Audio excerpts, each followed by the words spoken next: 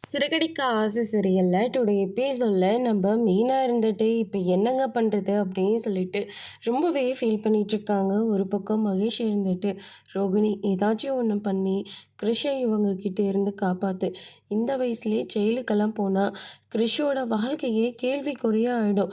ஏற்கனவே நீ அவனை கூட இருந்து பார்த்துக்காதான் அவனுக்கு ரொம்ப பெரிய கஷ்டமாக இருக்குது. இப்போ அவன் ஜெயிலுக்கெல்லாம் போனால் அவ்வளோதான், உன்னை என்ன செய்வானே எனக்கு ஒன்றும் புரியல அப்படின்னு சொல்லிட்டு மகேஷ் வந்து சொல்லிடுறாங்க. அதுக்கு அடுத்து தான் ரோகிணி இருந்துட்டு இதுக்கு மேலே என் பிள்ளைய நான் பறி கொடுக்க முடியாது, நானே அவங்கக்கிட்ட எல்லா உண்மையும் சொல்லிடுறேன் அப்படின்னு சொல்லிட்டு போலீஸ்கிட்ட நேராக ரோகிணி போயிட்டு என் பையனை விட்டுருங்க, இனிமேல் என் பையன் எந்த தப்பும் செய்ய மாட்டான் அப்படின்ற மாதிரி கெஞ்சிட்ருக்காங்க.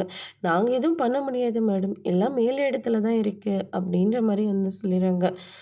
ரோகிணி பேசிகிட்டு இருக்கிற எல்லாத்தையும் முத்துவும் மீனாவும் கேட்டுடுறாங்க. கேட்ட உடனே பயங்கரமாக ஷாக் ஆகுறாங்க. ரோகிணி, நீங்கள் இப்படி கிறிஷோட அம்மா அப்படின்னு சொல்லிட்டு கேட்கவும், இல்லை கிறிஷ் வந்து வேறு யாரும் இல்லை, என்னுடைய பையன்தான் அப்படின்ற மாதிரி வந்து சொல்லிடுறாங்க. இதை கேட்டோன்னா முத்துவும் மீனாவும் பயங்கரமாக ஷாக் ஆகுறாங்க.